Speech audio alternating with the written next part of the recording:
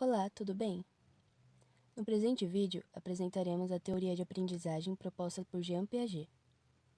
Este trabalho foi proposto pelo professor Marcelo de Abreu César, da disciplina de Psicologia da Educação, no curso de Pedagogia, da Universidade da Cidade de São Paulo, a Unicid. Apresentação. Iremos apresentar os períodos de desenvolvimento mental propostos por Piaget, alguns conceitos-chave de sua teoria, bem como assimilação, acomodação e equilibração, as ações e aprendizagem segundo Piaget e também algumas implicações de sua teoria para o ensino. E, por fim, uma breve conclusão. Objetivo. Temos como objetivo apresentar a teoria de aprendizagem de Piaget, compreender os períodos de desenvolvimento mental, assim como outros conceitos-chave de sua teoria, e identificar suas contribuições para a pedagogia. Jean Piaget nasceu na Suíça e viveu durante os anos de 1896 a 1980. Foi um importante biólogo e psicólogo e o criador da epistemologia genética. Ele é considerado o precursor do construtivismo, que é a posição filosófica de que o conhecimento humano é uma construção do próprio homem. Epistemologia genética. A epistemologia genética é a teoria de aprendizagem de Piaget. A palavra epistemologia vem de episteme, que vem do grego e significa ciência, ou conhecimento. E a palavra logos, que também vem do grego, significa estudo. Então, a epistemologia é o estudo científico do conhecimento. A palavra genética se refere à origem. Então, a epistemologia genética estuda a evolução do conhecimento. Como surge o conhecimento no ser humano? Períodos de desenvolvimento mental. Piaget distingue 4 períodos do desenvolvimento cognitivo. O primeiro deles é o sensório-motor, que vai do 0 aos 2 anos de idade. A criança entende o mundo através das sensações e ações. O desenvolvimento e compreensão de mundo ocorre através de seus sentidos. E o comportamento predominante é o simbólico. O segundo estágio é o pré-operatório, que vai dos 2 aos 7 anos de idade. A criança entende o mundo através da linguagem e imagens mentais. Através da linguagem, a criança usa das palavras para comunicar seus pensamentos. Apesar da organização do pensamento se iniciar nesse estágio, ele ainda é irreversível. A criança ainda é egocêntrica e é incapaz de ver as situações do ponto de vista do outro. Para Piaget, é através da interação que a criança começa a entender que o seu ponto de vista não é o único. A criança também possui a dificuldade de compreender a permanência do todo. Um bom exemplo disso é quando, por exemplo, 1 litro de água é depositado em 2 recipientes de formatos diferentes. A criança deduz que o recipiente que é mais alto possui uma maior quantidade de água, mesmo tendo em vista que a mesma quantidade de água foi colocada nos 2 recipientes. O terceiro estágio é o operacional concreto, que vai dos 7 aos 11 anos. A criança entende o mundo através do pensamento lógico e categorias. A criança vai aos poucos descentralizando o egocentrismo e vai percebendo as variedades de perspectivas que a rodeiam. Como o pensamento já está mais organizado nesse estágio, já possui características de uma lógica de operações reversíveis e também ganha precisão na diferenciação de objetos reais. No entanto, nesse estágio, o pensamento operacional da criança só pode agir sobre aquilo que é real, diretamente observável e manipulável. Ou seja, a criança ainda não tem a capacidade de trabalhar com hipóteses. O quarto e último estágio é o operacional formal, que vai dos 11 anos adiante. O indivíduo entende o mundo através do pensamento hipotético e raciocínio científico. Possui a capacidade de raciocinar não somente com objetos concretos, mas também com hipóteses. Nesse estágio, o real torna-se subordinado ao possível. O indivíduo passa a usar a dedução lógica, onde começa a buscar fatos observáveis que tenham ocorrido. O estágio operacional formal se estende por toda a vida. Claro que evoluindo progressivamente conforme o indivíduo cresce e vai conquistando experiência. Porém, na adolescência ainda se encontra um último tipo de egocentrismo, que é a fase em que normalmente o adolescente julga que somente seu pensamento está certo. É importante deixar claro algumas coisas. A passagem de um estágio para o outro é responsabilidade do desenvolvimento neurológico. Quando o cérebro amadurece suficientemente para receber novas informações, o indivíduo avança de um estágio para o seguinte. No entanto, essa passagem não ocorre de forma abrupta, ou seja, ela não é instantânea. É comum que o indivíduo apresente comportamentos de períodos anteriores. Observam diferenças nas idades em que as crianças atingem cada período. E por fim, vale ressaltar que o mais importante não é a idade cronológica em que o indivíduo passa até chegar ao pensamento formal, mas sim a sucessão de períodos a qual ela precisa passar. Assimilação, acomodação e equilibração. A assimilação é a organização de estruturas internas relativas ao mundo externo. É quando a criança assimila novas informações com base nos conhecimentos que ela já possui. A acomodação é a modificação de estruturas internas a partir de situações externas às quais o indivíduo está submetido. É quando a criança modifica os seus conhecimentos prévios. Novas informações tendem a nos desequilibrar. Através da assimilação e acomodação, podemos trazer de volta o equilíbrio. A assimilação e a acomodação podem ser definidas como subprocessos que levam ao processo maior, a equilibração majorante, que são estados de equilíbrio de adaptação cada vez mais estáveis. Um famoso exemplo desse processo é o da criança que, ao se deparar pela primeira vez com uma boneca, acredita que a boneca seja uma pessoa real, a assimilação, ou seja, ela está atribuindo os conhecimentos prévios a novas informações. Logo, a criança percebe que a boneca possui diferentes texturas, não se movimenta, não fala e etc. Então, consegue reconhecer que a boneca não é uma pessoa, a acomodação. Ela modificou seus conhecimentos prévios. Dessa forma, podemos definir que o desenvolvimento da criança é uma construção por reequilibrações e reestruturações sucessivas. Ações segundo Piaget. Piaget considera as ações humanas como base do comportamento humano, ou seja, tudo no comportamento parte das ações. O comportamento é a estruturação das ações. Entre essas ações estão a ação sensório-motora, verbal e mental. A ação é interiorizada pelo pensamento, ou seja, antes de ocorrer a ação propriamente dita, ela está interiorizada na mente. A teoria de Piaget não é propriamente uma teoria de aprendizagem, e sim uma teoria de desenvolvimento mental. Piaget não concorda com a definição de que a modificação do comportamento é resultante da experiência. Essa definição traz a ideia de dependência do meio ambiente, e para Piaget, o organismo se impõe ao meio na assimilação. Dessa forma, ele prefere falar em aumento de conhecimento. Para ele, só há aprendizagem quando a assimilação sofre acomodação. Algumas implicações da teoria de Piaget para o ensino. Segundo Piaget, o desenvolvimento mental de uma criança pode ser descrito tomando como referência os esquemas de assimilação que ela utiliza. São esses esquemas que caracterizam o desenvolvimento intelectual como formado de períodos, e eles evoluem de acordo com o desenvolvimento mental da criança.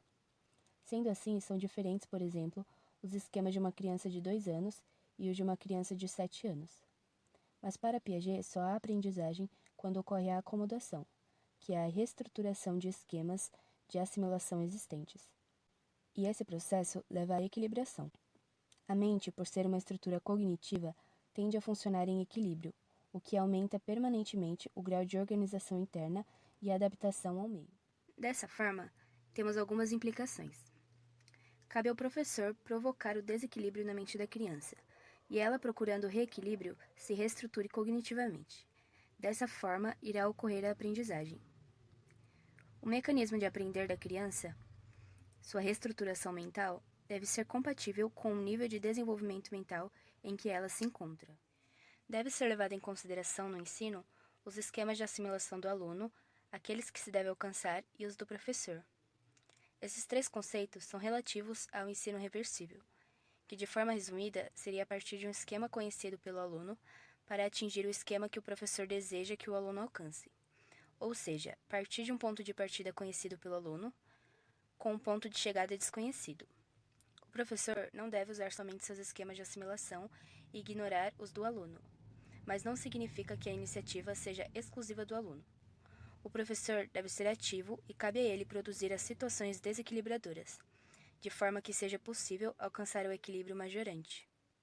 O ensino deve ser acompanhado de ações e demonstrações, claro que sempre integrados ao discurso do professor. É preciso, sempre que possível, realizar com os alunos trabalhos práticos, e os conteúdos transmitidos para os alunos devem ser reinventados pelo mesmo. A última implicação que podemos trazer é que, para Piaget, não há alunos ruins. Estes alunos são perfeitamente capazes de dominar assuntos que pareçam não compreender, contanto que esses assuntos lhe cheguem por outros caminhos. Piaget define que são as lições oferecidas que lhe escapam à compreensão, e não à matéria.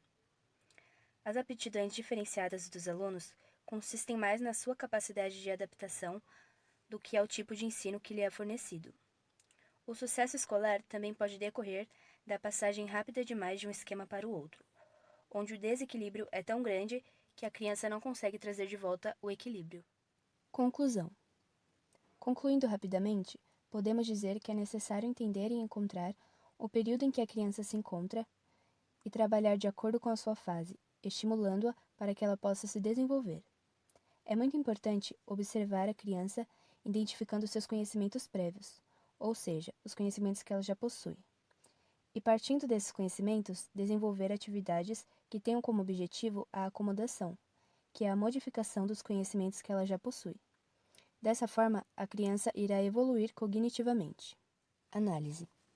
Irei apresentar a análise de um vídeo que, caso seja de seu interesse, estará disponível na descrição. Esta análise foi feita com base nas concepções de Piaget.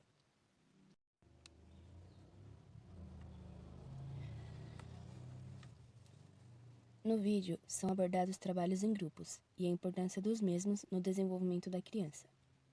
Como sabemos e vimos no decorrer do vídeo, Piaget considera o trabalho em equipe essencial, visto que através da interação as crianças trocam saberes, formam diferentes pontos de vista, diferentes modos de resolver problemas e etc. Ele acredita que a interação tem um papel muito importante na descentralização do egocentrismo. No caso da aula de matemática, a professora Ana Paula, que trabalhou com a organização ascendente, que parte do individual para o coletivo, foi utilizado o esquema de assimilação, onde os alunos inicialmente puderam expor os conhecimentos que já possuíam e, em seguida, foram formando grupos. E junto, eles trocaram suas diferentes ideias, levando a um desequilíbrio entre eles. O objetivo era que juntos eles chegassem a um acordo sobre diferentes pontos de vista do problema. Conseguindo isso, ocorre a acomodação, que é a modificação dos conhecimentos prévios, e assim ocorre o equilíbrio. As crianças do vídeo se encontram no estágio operatório concreto, onde já são capazes de resolverem operações lógicas. Já no segundo momento do vídeo, a professora Vera, de língua portuguesa, usa da organização descendente, que parte do coletivo para o individual. Nessa organização, todos compartilham os conhecimentos que já possuem, partindo para grupos menores, onde juntam os alunos com habilidades diferentes e eles discutem e apontam diferentes interpretações sobre a proposta trabalhada. Dessa forma, a criança interpreta o estímulo da professora, ou seja, ela pode entender o estímulo, ao invés de somente absorvê-lo. As organizações utilizadas pelas duas professoras são maneiras diferentes de ensino, mas ambas visam a interação com o meio e o trabalho em equipe, resultando em uma equilibração majorante. Utilizamos como referências para o desenvolvimento desse trabalho o texto Teoria de Aprendizagem, do autor Marco Antônio Moreira. Por fim, nós temos algumas questões para nos levar a refletir sobre tudo o que vimos no decorrer do vídeo. A primeira questão é a seguinte: a linguagem permite à criança usar palavras como símbolo, pensar em objetos e eventos ausentes, comunicar seus pensamentos e receber informações. Este comportamento marca qual período de desenvolvimento descrito por Piaget? A alternativa A e B a gente já pode descartar, visto que nesses estágios a linguagem já está completamente desenvolvida. A alternativa D, que é sensório-motor, é o primeiro estágio, e o comportamento que marca esse estágio é o simbólico. Sendo assim, a alternativa que sobra é a C e a E. E a alternativa correta é a C, o pré-operacional, que é o estágio que vai dos 2 aos 7 anos, e a linguagem marca o início desse estágio. Questão 2. Para Piaget, existe um fator de extrema importância para o aumento de conhecimento da criança. Assinale a alternativa que descreve esse fator. Como a gente viu no decorrer do vídeo, Piaget define o processo reequilibrador como equilibração majorante. É o fator preponderante na evolução, no desenvolvimento mental e na aprendizagem da criança. Ou seja, é através da equilibração majorante que a criança possui o aumento de conhecimento. Dessa forma, a resposta correta é a C, equilibração majorante, uma junção de dois processos anteriores, que no caso é a assimilação e a acomodação, que desenvolvem um equilíbrio. Questão 3. Piaget considera um desses requisitos como base do comportamento humano, onde tudo no comportamento parte do mesmo, sendo muito importante para o desenvolvimento da criança. Qual seria esse requisito? A gente viu em alguns slides anteriores que Piaget define as ações humanas como base do comportamento humano. Para ele, tudo no comportamento parte da ação. Dessa forma, a alternativa correta é a B, as ações. Este trabalho foi desenvolvido pelo Grupo 9 do Seminário 4 da turma 6º A, 1º B. Os integrantes do grupo são Ariane Gonçalves, Emily Guimarães, Karina Alves, Raiane Machado, Sabrina Costa e Sabrina Guedes. Esperamos muito que você goste do vídeo e que ele sirva como material complementar para os seus estudos. Um abraço!